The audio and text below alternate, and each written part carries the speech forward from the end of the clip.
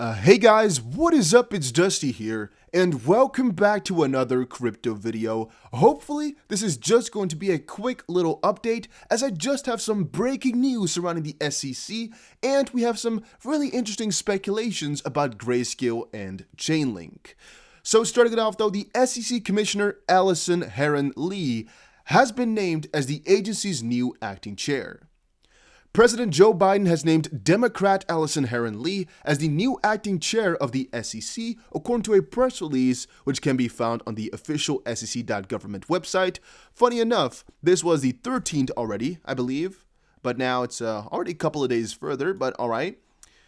And while commenting on the appointment, Chair Lee mentioned that the securities watchdog would continue its work of protecting investors, with a really interesting quote. And this quote is mostly important for the fact that if you're, for example, into XRP, or were afraid that more cryptos like Tether, for example, which is, I guess one of the most important stablecoins right now, would be really messed up, basically. If you start to think about it, her quote right here, which is talking about protecting investors, that one would really go against the grain, basically. But let's quickly read. I have tremendous respect for my colleagues on the commission and the exceptional staff across the agency, and look forward to working closely with them.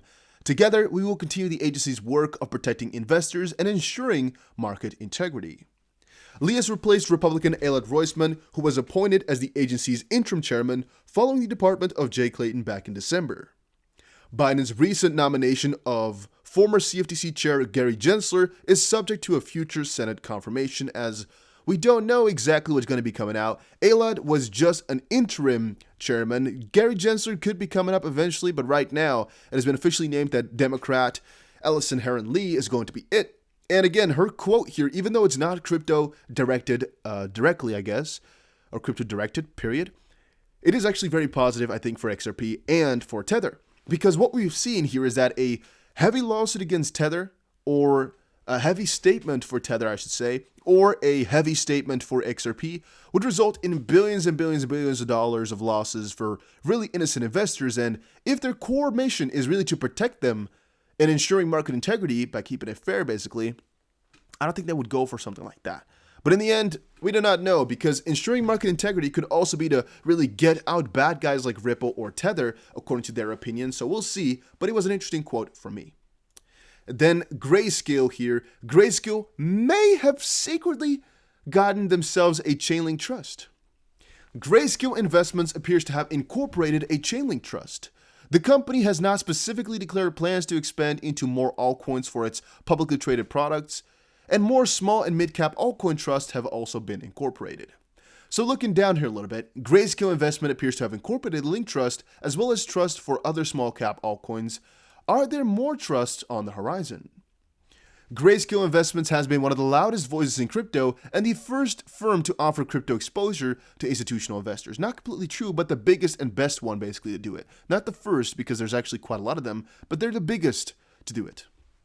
The company has been a vocal supporter of crypto and previously said that Ethereum was of greater interest to its clients, so it is the beginning, or is this the beginning, of the institutional foray into altcoins.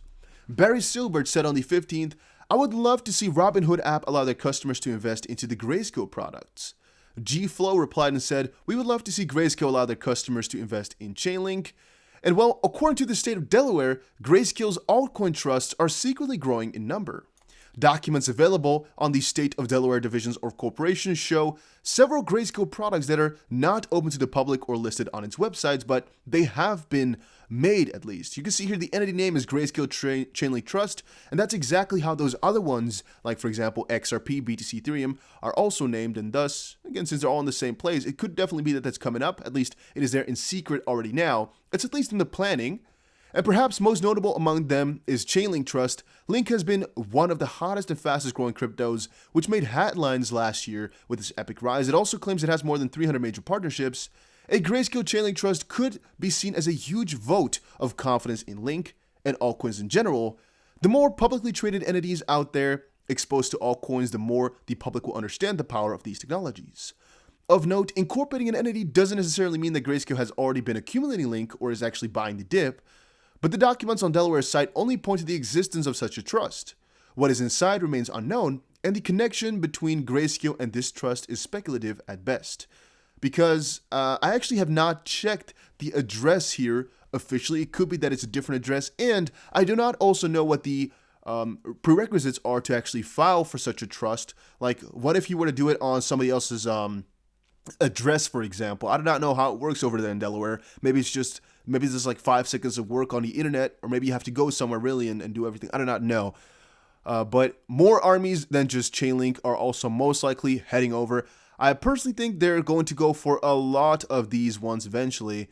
And all these corporate entities are filed within Delaware because it has some very nice tax-friendly laws in that sense.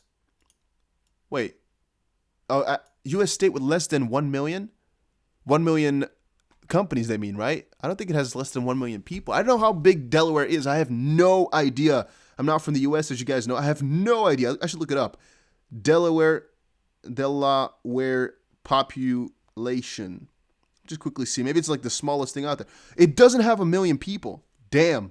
It only has 900,000. Okay, my bad. I guess that's pretty damn interesting. In January, Barry Silbert stepped down, and that's all not too interesting for us. What is interesting also is that every time you see the whole fund system basically go down from 27 to 22 or something like that, it is only because crypto prices have fallen. It is not actually because they have sold off. There's a couple of places in which you can check whether or not they have actually bought or sold. You just got to look for that for a little second, but check it out here. The list of Grayscale trusts on Delaware Corporation filing website goes beyond just Chainlink. Aside from the products advertised on Grayscale's website, there are several new trusts that filed paperwork late last year, and they aren't on Grayscale's site. These include headline cryptos such as Filecoin and Decentraland Mana. These two have gained traction in 2020, and Filecoin had a huge network launch. Surprisingly, some mid and small cap alts are also seen in the list, such as LivePeer and Horizon. Now, Horizon, I don't think is really crazy. LivePeer, though, I never heard about that one, so I'm not too sure exactly what it is. I even thought they already have Horizon here on this list. So maybe they just messed up and didn't see that before, but they already have Horizon on their website. The other ones, though, I do not know much about. And this screenshot is a little bit old. I think, do they actually have XRP still on the website or no? I couldn't even tell if I were you, or if I'm me even. The thing is, guys, I do see a little bit of a problem in that I think they're waiting right now to add more crypto purely for this whole SEC lawsuit. On a different end, though, I think it would be in their best interest to do this before an ETF comes. Like JP Morgan, I believe, said it already, or at least the CEO of JP Morgan, or the guys over there have said it before.